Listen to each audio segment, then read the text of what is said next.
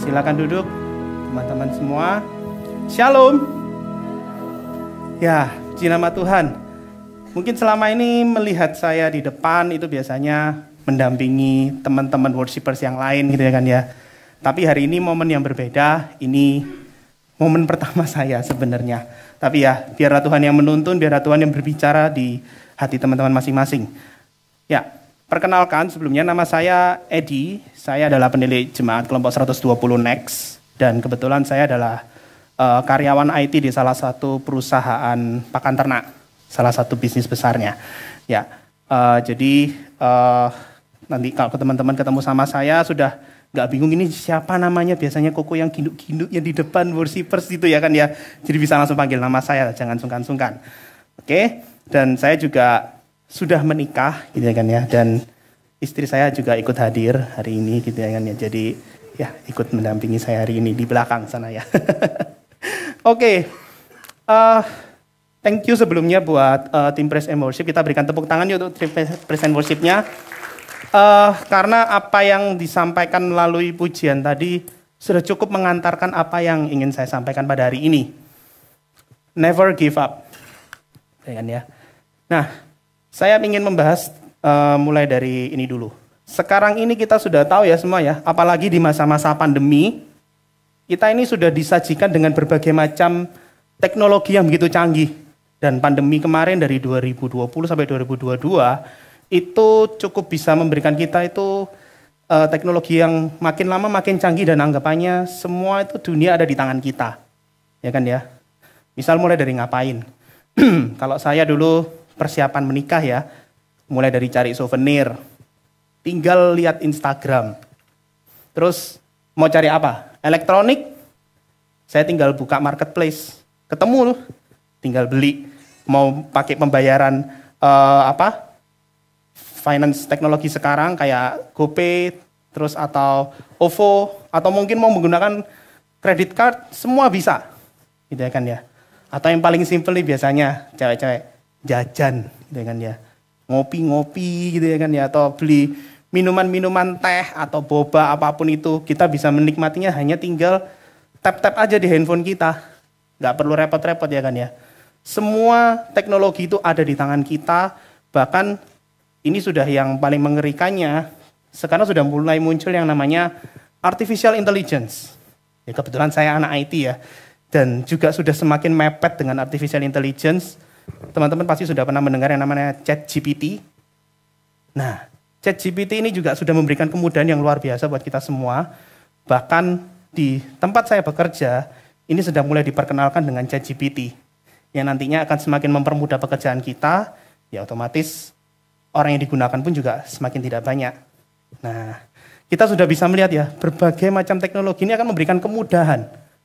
Kemudahan buat kita mau running bisnis, atau untuk memenuhi kebutuhan kita sehari-hari, atau mungkin untuk, ya misalkan kita mau merit nih, cari venue, udah tinggal googling aja, atau cari lewat aplikasi Bright Story, apapun itu semua tersedia di gadget kita, atau apapun yang ada di sekeliling kita. Semua bisa kita akses dengan mudahnya, mau belanja pun cuma tinggal scan-scan kris ya kan, rasanya kayak semua dunia itu begitu mudah gitu ya kan ya.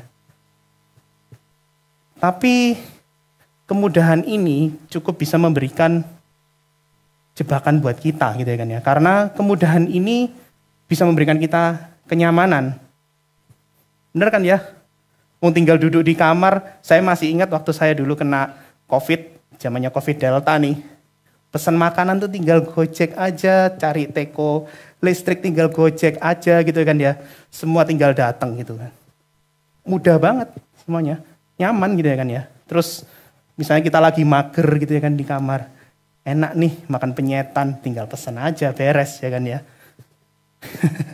Istri langsung ketawa-ketawa karena baru kejadian kemarin. Ya, lalu juga semuanya tuh bisa dilakukan dengan instan. Kita mau bayar tuh nggak pakai buka-buka dompet, ngitungin satu-satu, dulu kan masih pada dihitungin satu-satu ya. Sekarang tinggal tap, ketikin aja jumlahnya berapa, nggak perlu nunggu kembalian langsung bisa pergi. Bahkan sempat saya juga sama istri naik bis Surabaya. Ada yang pernah naik di sini? Bis Surabaya. Mudah ya, tinggal kita scan kris, bayar 6.500 murah meriah, mau jalan kemanapun sampai tujuan. Instan, ya kan? Tapi juga akhirnya kemudahan ini kadang bisa membuat kita itu skip hambatan dan tantangan yang ada di sekeliling kita. Gitu ya kan ya. Dengan adanya teknologi itu rasanya kayak sudah nggak sesusah dulu lagi kalau kita mau beli makanan atau apa kita harus ngambil kendaraan dulu, nyetir kendaraan sampai ke tempat tujuan buat beli makan dan segala macam. Rasanya semua hambatan dan rintangan, tekanan itu rasanya kayak terskip semua gitu ya kan ya. Tapi, sebentar. Kemudahan-kemudahan ini juga berbahayanya adalah ini. Akhirnya kalau kita menemukan hambatan, ya kan, yang namanya hidup tidak akan mungkin kita akan maksudnya tidak menemukan hambatan sama sekali. Nggak mungkin. Gitu kan ya. Terus tekanan hidup, ya namanya kita kuliah lah. Kita kuliah kan dituntut ada standar nilai minimum, apalagi yang di sini mengambil beasiswa gitu kan ya. Pasti ada standar nilai minimumnya supaya beasiswa itu bisa kita pertahankan. Atau ya untuk kelulusan kita supaya nggak makin molor gitu kan ya. Percayalah mungkin di sini teman-teman kalau sudah merasakan kuliah, makin semester makin bertambah, makin besar semesternya, pressure itu akan semakin berat, gitu kan ya. Tuntutan tuh rasanya kayak semakin menekan kita, gitu kan ya.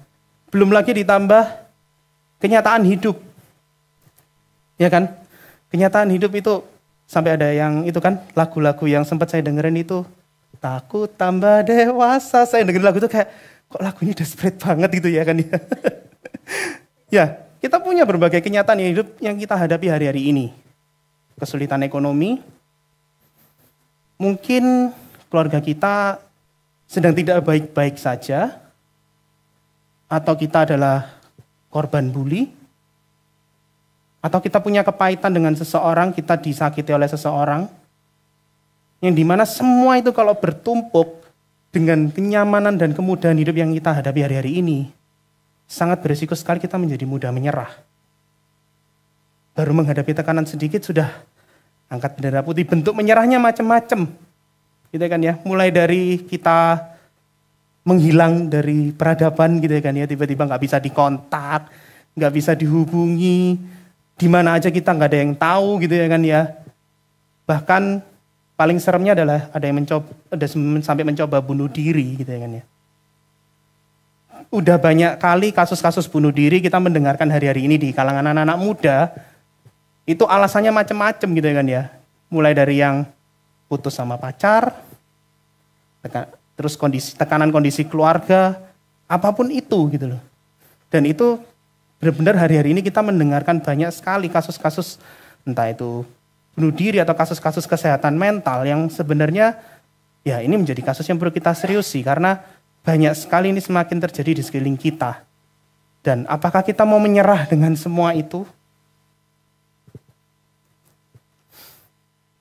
Kita hari ini akan membahas tentang bagaimana supaya kita ini terus mau berjuang dan gak pernah mengatakan give up buat hidup kita.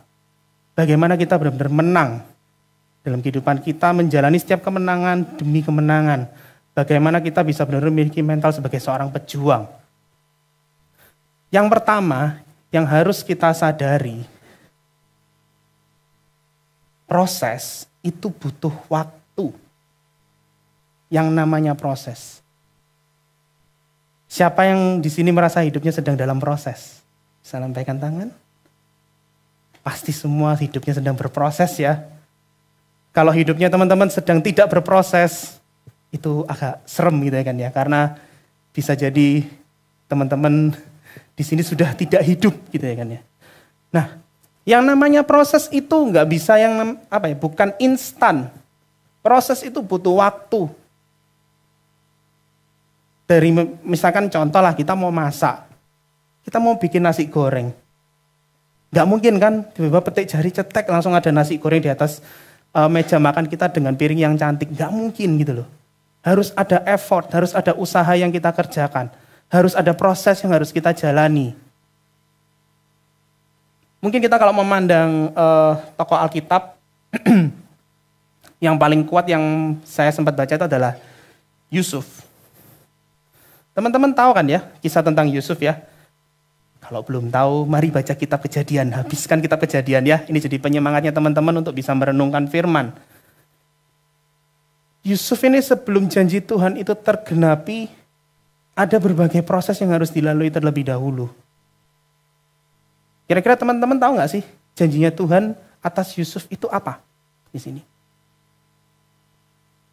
Oke teman-teman Bapak Ibu, kita bisa lihat ya. Janji Tuhan itu apa sih?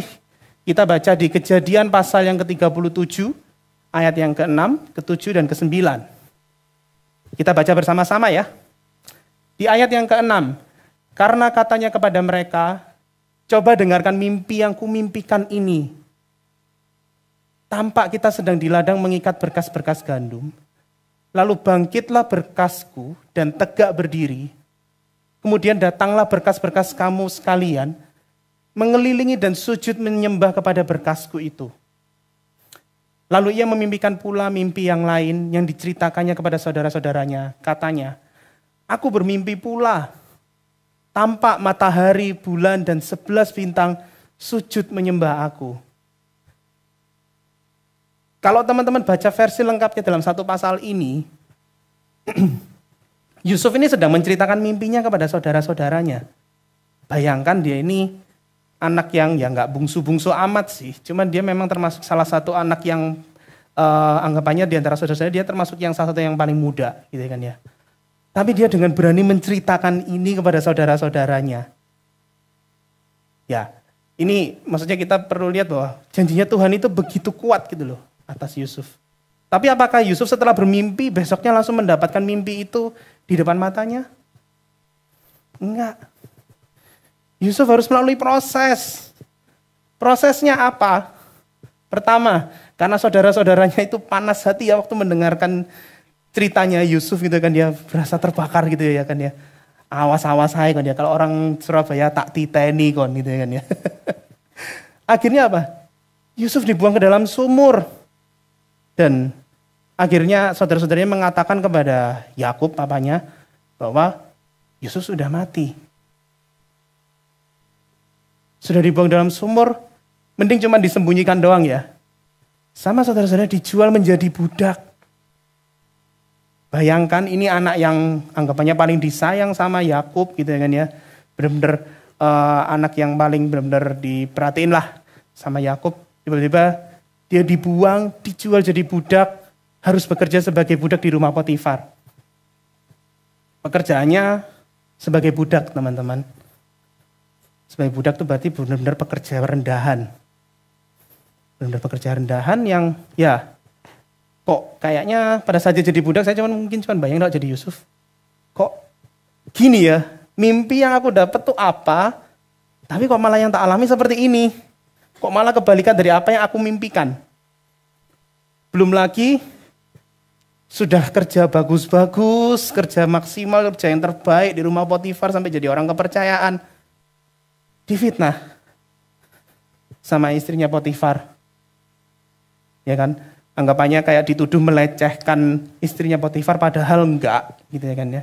Padahal di sana Yusuf sedang berjuang untuk ya menjaga nilai yang dia pegang gitu kan, menjaga kemurnian yang dia pegang. Malah dia difitnah dan dipenjara. Terus belum lagi sudah di penjara kelihatannya sudah menemukan harapan nih. Ketemu sama juru minuman raja, kayaknya dia bilang, tolong kalau misalkan kamu bebaskan sebut namaku ya. Dilupakan 2 tahun. Bayangkan teman-teman, Yusuf menjalani semua proses ini sampai akhirnya dia bisa ketemu dengan Fir'aun dan menafsirkan mimpi dari Fir'aun sampai akhirnya dia diangkat sebagai orang kepercayaan Fir'aun. Butuh waktu berapa lama? 13 tahun. Sebentar? Tentu tidak. Itu cukup menghabiskan masa mudanya Yusuf. 13 tahun lamanya Yusuf mengalami rentetan proses ini sampai dia mendapatkan penggenapan janji Tuhan. Dan itu diungkapkan di Kejadian pasal 41 dan 46, teman-teman bisa baca di rumah. Dari semua proses yang dia lalui, akhirnya 13 tahun Yusuf bisa mendapatkan janji Tuhan itu. prosesnya panjang ya. Terus kita jadi bertanya-tanya, ngapain 13 tahun kita itu berkutat begitu lama di proses buat apa? Seharusnya kan kita bisa shortcut itu semua, kita bisa anggapannya skip aja lah itu semua, kita langsung pada intinya aja, pada menu utamanya aja janji Tuhannya. Ya, nggak bisa, itu harus kita lalui. Karena percayalah Tuhan itu punya maksud yang begitu luar biasa buat hidup kita. Apa sih maksudnya Tuhan?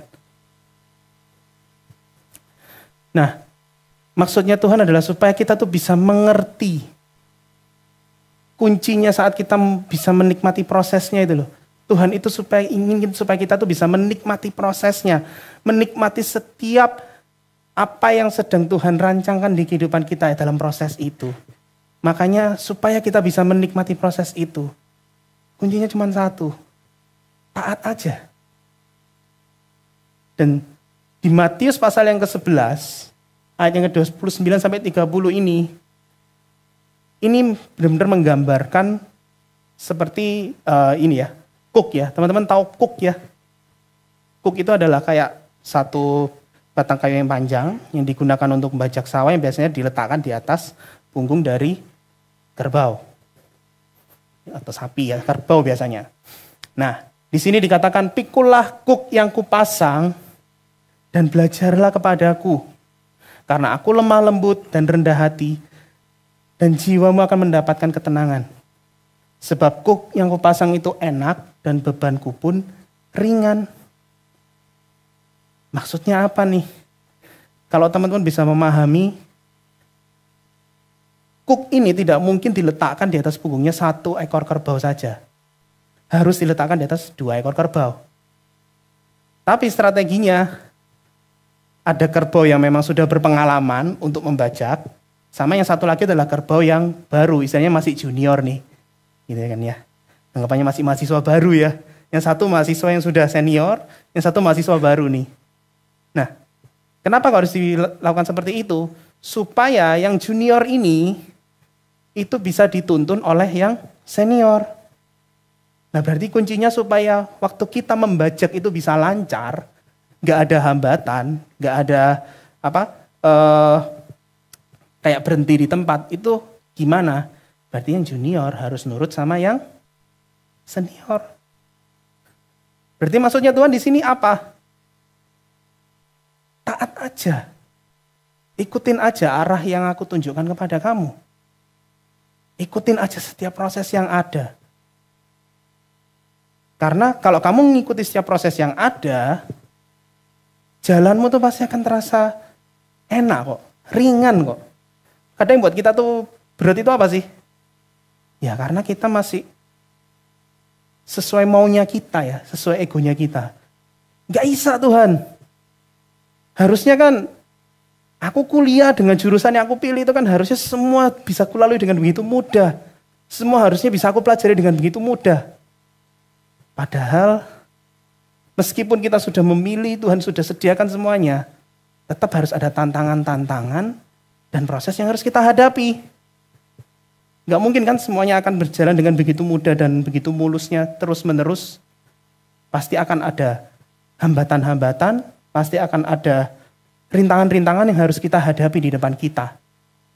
Kuncinya taat aja sama apa yang Tuhan kerjakan. Misalkan saat ini kita harus diproses dari sisi ada hubungan pertemanan kita yang sedang tidak baik-baik saja. Nikmatilah dan laluilah proses itu dan taatlah sama apa yang Tuhan mau. Jangan ngotot dengan ego dan kemauan kita sendiri. Karena sekali lagi yang menuntun jalan kita itu maunya Tuhan, kehendak Tuhan, bukan kehendaknya kita.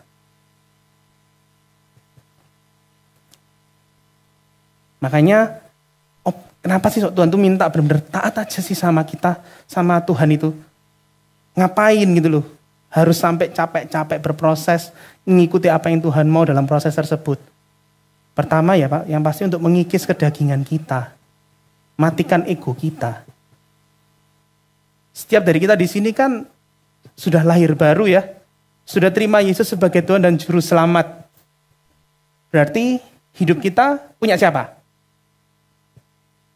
Punya diri kita sendiri? Atau punya Yesus? Yesus ya. Kalau hidup kita punya Yesus berarti yang harus berjalan dalam kehidupan kita itu kehendaknya bukan kehendak saya. Bukan, Yesus, yakin. Kehendak Yesus ya kan ya. Tapi seringkali untuk kita bisa mempraktekkan itu nggak semudah itu gitu ya kan ya. Ada masa-masa di mana kadang kita lagi bertengkar nih sama teman kita, konflik. Harusnya kita tahu bahwa loh, kita ini yang benar. Teman kita yang mungkin bisa kita bilang dia aja yang salah, dia aja yang error gitu kan ya. Tapi kadang ada masanya Tuhan tuh berbisik dalam hati kita. Minta maaf dulu. Itu bukan sesuatu yang mudah ya kan. Kita yang benar kok, kita yang tidak melakukan kesalahan apa-apa, tapi kita yang diminta untuk minta maaf dulu. Enak aja gitu ya kan ya. Tapi sometimes Tuhan itu memang sengaja untuk menempatkan kita di kondisi seperti itu. Supaya apa? Ya supaya kedagingan kita dan keegoisan kita gak jadi semakin kuat. Supaya kehidupan kita itu dikuasai oleh Kristus dan dikuasai oleh kasih Kristus. Makanya Tuhan mau kikis kedagingan kita. Dan yang kedua, ya Tuhan rindu untuk kita bisa mengenal pribadinya. Percayalah dari setiap proses yang kita lalui, mungkin kita sedang berduka, kehilangan seseorang yang berharga di keluarga kita, atau mungkin keluarga kita sedang dalam kondisi yang mungkin kacau, atau kondisi ekonomi kita yang sedang gak bagus. Lalu itu Tuhan punya maksud untuk supaya kita bisa mengenal pribadi Tuhan. Supaya di setiap proses yang kita lalui, setiap tantangan-tantangan yang kita lalui, kita bisa melihat setiap tuntunan Tuhan, setiap pertolongan Tuhan, setiap kasih karunia Tuhan yang terjadi. Sehingga lewat setiap peristiwa-peristiwa yang ada tersebut, kita tuh bisa semakin kenal Tuhan. Dan kalau kita semakin mengenal Tuhan, otomatis yang terjadi adalah kita akan jadi semakin percaya sama Tuhan. Karena Tuhan gak pernah ingkar janji loh. Tuhan tidak pernah menjanjikan ke kita itu hidup kita akan selalu enak, berkelimpahan harta, selalu berkelimpahan, enggak. Tapi yang Tuhan janjikan itu, Allah itu setia. Tuhan itu setia akan menyertai kita di setiap apapun yang kita hadapi hari-hari ini. Nah, di Kejadian pasal yang 45, ayat 5-8, di sini dikatakan, ini perkataannya Yusuf ya, pada saat itu di part ayat ini, Yusuf ini sedang ngobrol dengan saudara-saudaranya saat dia sudah menjadi orang kepercayaan Fir'aun. Dan saat akhirnya Yusuf sudah membuka identitasnya dia kepada saudara-saudaranya saat saudara-saudaranya sudah datang ke Mesir. Di sini dikatakan, tetapi sekarang janganlah bersusah hati dan janganlah menyesali diri. Karena kamu menjual aku ke sini sebab untuk memelihara kehidupanlah Allah menyuruh aku mendahului kamu. Karena telah 2 tahun ada kelaparan dalam negeri ini dan selama 5 tahun lagi orang tidak akan membajak atau menuai. Maka Allah telah menyuruh aku mendahului kamu untuk menjamin kelanjutan keturunanmu di bumi ini dan untuk memelihara hidupmu. Sehingga sebagian besar daripadamu tertolong. Jadi bukanlah kamu yang menyuruh aku ke sini, tetapi Allah. Dialah yang telah menempatkan aku sebagai bapa bagi Fir'aun dan tuan atas seluruh istananya dan sebagai kuasa atas seluruh tanah Mesir. Bayangkan ya, dengan semua perjalanan hidup yang dilalui sama Yusuf, terus ketemu sama saudaranya, dengan posisi dia sudah punya power dan sudah punya kuasa yang sangat besar, dia bisa mengatakan ini loh, ya inilah hasil dari proses. Dimana di saat posisi seperti itu, gak mudah sebagai seorang manusia itu menahan egonya, kemarahannya terhadap apa yang sudah dilakukan oleh saudara-saudaranya. Itu gak mudah, tapi akhirnya semua itu jadi mudah buat Yusuf karena apa? Ya karena dia sudah melalui prosesnya bersama dengan Tuhan. Dan dia dari sini perkataannya jelas sekali bahwa dia sangat mengenal Tuhannya. Dia sangat mengenal Bapanya yang di surga. Dia bisa melihat itu semua bahwa itu adalah rencana Tuhan yang memang Tuhan kerjakan di kehidupan saya. Untuk kamu semua. Dia mengatakan itu kan ke saudaranya pada intinya. Dan ya di sini kita melihat 2 hal ini. Kedagingannya dikikis sampai benar-benar hatinya itu benar-benar mengikuti hatinya Tuhan. Dan kedua, Dia mengenal siapa Bapaknya yang di surga. Jadi akhirnya dia nggak menjadi menggerutu lagi dengan hidupnya atau merasa kayak, wah hidupku kok sial ya. Enggak. Tapi dia bisa melihat bahwa apa yang terjadi di kehidupannya itu adalah anugerah demi anugerah Tuhan kerjakan. Jadi di sini siapa yang mau menerima janji Tuhan? Saya lambaikan tangan. Tapi siap untuk diproses? Langsung turun semua tangannya. Oke, jadi jangan takut dengan proses. Yang pasti proses itu membutuhkan waktu dan tidak instan. Tapi percayalah, di sanalah dalam proses itu kita bisa mengenal Tuhan, kita bisa benar-benar dikuasai oleh kasih Tuhan, dikuasai oleh apa yang menjadi kehendak Tuhan dalam kehidupan kita. Amin. Yang berikutnya, supaya kita nggak menjadi gampang menyerah, kita harus punya yang namanya perseverance and grit. Perseverance and grit ini apa? Ya, sebenarnya ini akan terungkapkan di ayat ini. Roma pasal 5 ayat yang ketiga sampai keempat. Dan bukan hanya itu saja, kita malah bermegah juga dalam kesengsaraan kita. Karena kita tahu bahwa kesengsaraan itu menimbulkan ketekunan, perseverance. Dan ketekunan menimbulkan tahan uji. Tahan uji ini benar kita tabah ya, kuat dalam menghadapi ujian. Itu mungkin bahasa yang kekinian adalah grit. Dan tahan uji menimbulkan pengharapan. Nah, kita coba bedah satu-satu nih. Apa sih? Nah, mungkin kita lihat dari hari ini kata-kata kesengsaraan. Rasanya kok nggak enak ya. Kalau bisa mungkin kayak, aduh hidupku jangan sengsara deh gitu ya kan ya. Tapi percayalah bahwa kesengsaraan kalau kita bisa meresponi dengan benar atau penderitaan dalam kehidupan kita apapun ya. Masalah apapun, keuangan, masalah keluarga, masalah hubungan pertemanan, masalah pekerjaan, masalah kuliah atau studi kita, apapun itu, penderitaan yang sedang kita alami, itu pasti akan mendatangkan ketekunan atau perseverance apabila kita bisa berespon dengan benar. Nah, ketekunan atau perseverance ini saya coba cari di versi yang lain. Yang pertama versi Amplified Bible dikatakan di sana adalah patient endurance. Jadi benar-benar bukan cuma sekedar kesabaran ya, tapi benar-benar endurance, daya tahan kesabarannya ini jadi teruji nih. Ya kan ya? Jadi kita benar-benar nggak cuma sekedar diberikan kesabaran, tapi benar-benar ya daya tahan untuk kita bisa terus sabar dalam menghadapi setiap penderitaan kita. Lalu di versi The Message dikatakan passionate patience. Jadi nggak cuma sekedar sabar aja, tapi sabar yang benar-benar ya sabar yang penuh semangat ya, penuh gairah gitu ya kan ya. Karena ya percaya kita jadi yakin kan bahwa di dalam penderitaan itu pasti ada janji Tuhan di dalamnya. Amin. Makanya dari sana timbullah kesabaran yang buat kita tuh terus bersemangat. Jadi kita tuh sabar tuh gak cuma sekedar ya sabar pasrah. Wis bolah karepmu Tuhan. Wis atur-aturan wis itu kan pasrah ya. Tapi ini benar-benar kayak orang yang berserah. Jadi sabar tapi dia tetap dengan penuh kepercayaan bahwa Tuhan pasti melakukan sesuatu buat kehidupan saya. Tuhan pasti mendampingi saya untuk bisa melampaui setiap apa yang saya hadapi hari-hari ini. Dan ketekunan ini menimbulkan tahan uji. Nah, tahan uji ini di versi Amplified Bible dikatakan proven character, spiritual maturity. Jadi karakter kita itu jadi karakter yang benar-benar ya karakter yang teruji, yang benar-benar terbukti ya bahwa oh dia ini kuat nih dalam menghadapi setiap tantangan yang ada. Dan di sana juga digandengkan dengan spiritual maturity. Jadinya kedewasaan spiritual juga ikut terbangun nih.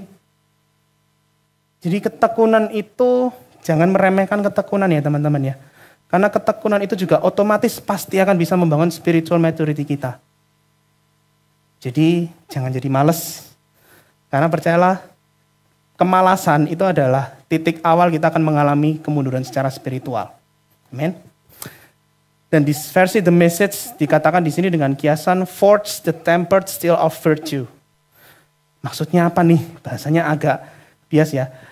Maksudnya ketekunan itu menempa kebajikan kita. Di sana diistilahkan tempered steel. Tempered steel itu baja ya, jadi menempa kebajikan kita yang sekuat baja. Kebajikan itu apa? Kebajikan itu di sini dikatakan ini ya, apa itu namanya? Behavior showing high moral standards. Jadi anggapannya setiap tingkah laku kita itu mencerminkan benar-benar standar moral kita itu tinggi. Itu kan berkaitan lagi dengan kedewasaan spiritual, berkaitan lagi juga dengan karakter yang kuat. Itu kan pasti akan menimbulkan kebajikan. Jadinya apa yang kita lakukan itu sudah di atas standar nih. Di atas standar yang ada saat ini. Disitulah letak kekuatan dari penderitaan yang akan menimbulkan ketekunan, dan ketekunan akan menimbulkan tahan uji. Jadi ayo kita jangan sampai jadi orang males, jangan jadi orang yang kena tantangan sedikit langsung lembek, jangan. Karena di balik itu semua kita akan, kalau misalkan kita bisa tekun dalam penderitaan kita menjadi tahan uji, percaya kita akan menemukan pengharapan kita. Dan yang terakhir, find the true hope. Di Roma 5 ayat 5 dikatakan, ini versi Amplified ya. Such hope in God's promises never disappoint us, because God's love has been abundantly poured out within our hearts through the Holy Spirit who was given to us. Di sini pengharapan tuh nggak akan pernah mengecewakan loh, karena pengharapannya apa? In God's promises. Jadi percayalah kalau kita memegang janji Tuhan, itu nggak akan pernah mengecewakan kehidupan kita, amin. Jangan pernah taruh pengharapan kita di orang, instansi, atau bahkan di orang-orang gereja sekalipun, jangan letakkan di orangnya. Letakkan pengharapan kita di dalam Kristus, dalam Tuhan. Saya akan tutup dengan satu ayat ini, mungkin bisa dibantu ya dari tim LED. Sekaligus juga tim musik bisa persiapan. Di Matius pasal 14 ayat 26 sampai 29. Kalau kita bicara pengharapan yang benar dalam Tuhan, saya suka membahas tentang ini. Dan ada satu lagu yang mungkin nanti kita bisa nyanyikan bersama, kutipannya aja ya. Mungkin kita baca bersama-sama supaya kita bisa melihat ya kisah ini. Matius pasal 14 ayat ke-26, ketika murid-muridnya melihat dia berjalan di atas air, mereka terkejut dan berseru, "Itu hantu!" Lalu berteriak-teriak karena takut. Ayat yang 27, tetapi segera Yesus berkata kepada mereka, "Tenanglah, ini aku, jangan takut." Ayat yang 28, lalu Petrus berseru dan menjawab dia, "Tuhan, apabila Engkau itu, suruhlah aku datang kepadamu berjalan di atas air." Ayat yang 29, kata Yesus, "Datanglah." Maka Petrus turun dari perahu dan berjalan di atas air mendapatkan Yesus. Dari kisah ini, semua teman-teman pasti tahu ya, kisah Yesus berjalan di atas air. Tapi coba teman-teman renungkan sekali lagi. Ini kisah yang benar-benar bisa membangkitkan iman kita loh. Petrus akhirnya bisa berjalan di atas air, melakukan hal yang buat manusia itu mustahil. Saat dia apa? Fokus kepada Yesus. Kalau memang kau itu suruhlah aku jalan di atas air, Yesus katakan datanglah. Dan beneran Petrus jalan di atas air. Kalau teman-teman coba baca di ayat-ayat selanjutnya, waktu Petrus ngelihat badai di kiri kanan, ombak di kiri kanan itu sedang menerpa dia, dia mulai tenggelam. Mungkin kelihatannya kayak Petrus sudah kehilangan harapan ya saat itu ya. Sudah mulai ditenggelamkan oleh ombak dan badai yang ada di kiri kanannya. Tapi lihat apa yang Petrus lakukan. Dia berseru, "Tuhan, tolong aku." Dan seketika itu juga Yesus menolong dia.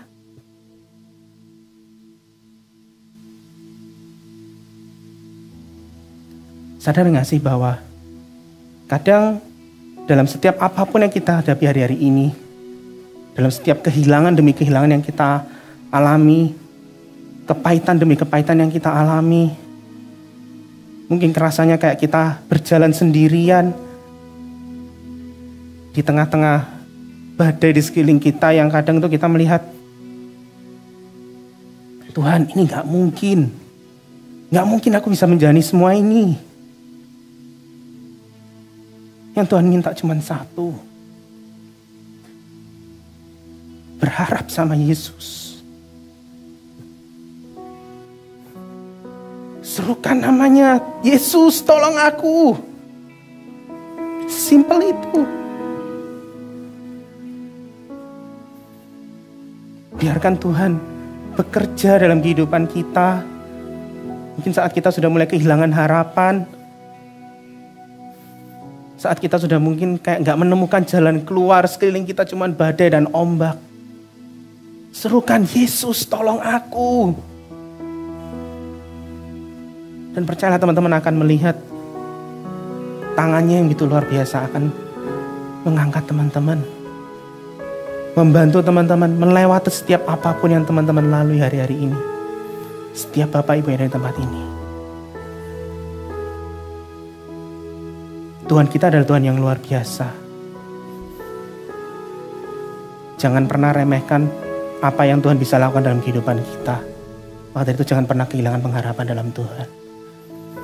Mari kita sama-sama nyanyikan lagu ini, karena lagu ini juga mengingatkan akan kisah ini ya.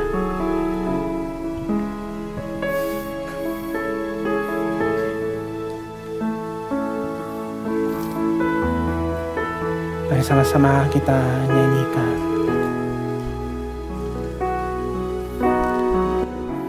Spirit leads me when my trust is without borders. Let me walk upon the waters wherever you would call me. Take me deeper than my feet could ever wander, and my faith will be made stronger in the presence of my Savior. Spirit, lead me where my trust is without borders. Let me walk upon the waters wherever you would call me. Take me deeper than my feet could ever wander, and my faith will be made stronger in the presence of my Savior. Spirit, lead me where my trust is without borders.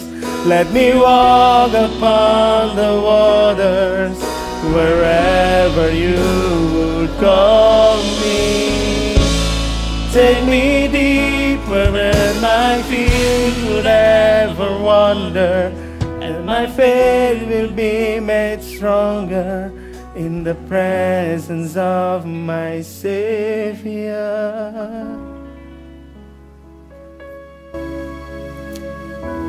Saat tadi pujian dan penyembahan, Tuhan cuma mengingatkan satu hal buat Bapak Ibu dan teman-teman yang ada di ruangan ini maupun yang di streaming, bahwa Dia sanggup. Dia Allah yang sanggup, Dia Allah yang setia, yang selalu mendampingi dan menyertai kehidupan kita. Tuhan cuma ingin berpesan bahwa jangan pernah menyerah buat hidup kita. Karena Kristus sendiri pun gak pernah menyerah buat kehidupan kita sehingga Dia mati di kayu salib. Sehingga Dia rela mengorbankan nyawanya untuk menyelamatkan kehidupan kita semua. Jangan pernah menyerah buat kehidupan kita. Jangan pernah menyerah buat keadaan yang kita alami hari-hari ini. Jangan pernah menyerah buat setiap perjuangan demi perjuangan yang harus kita lalui. Ada Yesus. Ada Yesus dalam kehidupan kita. Ada Yesus dalam perahu yang sedang kita naiki hari-hari ini. Badai dan rintangan apapun, percayalah, semuanya akan aman karena kita bersama dengan Yesus. Mari kita sama-sama nyatakan isi hati kita kepada Tuhan. Ya Yesus, kami tahu ya Bapa bahwa kekuatan kami terbatas. Bahwa kami sebagai manusia kami adalah ciptaan-Mu yang terbatas ya Yesus. Tapi kami percaya kami punya Engkau ya Yesus, yang bisa melampaui setiap batas apapun di dalam kehidupan kami ya Bapa. Sehingga Engkau akan terus menyertai dan mendampingi kami ya Yesus, untuk kami dapat melalui setiap tantangan dan rintangan yang kami hadapi hari-hari ini. Kami percaya kekuatan yang dari Engkau ya Yesus, kasih-Mu yang akan terus menguatkan kami ya Bapa. Sehingga setiap kami menjalani kehidupan kami ya Bapa, kami gak menjadi semakin getir, kami gak akan menjadi semakin pahit, kami gak akan menjadi semakin kecewa terhadap Engkau ya Yesus. Tapi justru kami menjadi semakin yakin bahwa Engkau adalah Allah yang menepati janji-Mu ya Yesus. Bahwa Engkau adalah Tuhan yang menepati janji-Mu ya Yesus, yang terus beserta dengan kami dan terus mendampingi kami ya Yesus, hingga kami bisa melampaui setiap apapun yang kami hadapi hari-hari ini. Kami menang atas setiap rintangan dan halangan apapun yang ada di depan kami ya Yesus. Terima kasih ya Bapa, karena kami percaya kami diciptakan ini ya Bapa untuk lebih dari pemenang, karena kami bersama dengan Engkau ya Yesus. Terima kasih ya Yesus. Biarlah firman hari ini ya Bapa dapat menjadi penguat buat kehidupan kami ya Bapa, sehingga kami gak berhenti berjuang atas kehidupan kami ya Yesus. Gak berhenti berjuang ya Bapa atas setiap apapun yang kami hadapi ya Yesus. Terima kasih ya Yesus. Hanya di dalam nama Yesus Kristus kami berdoa, haleluya, amin.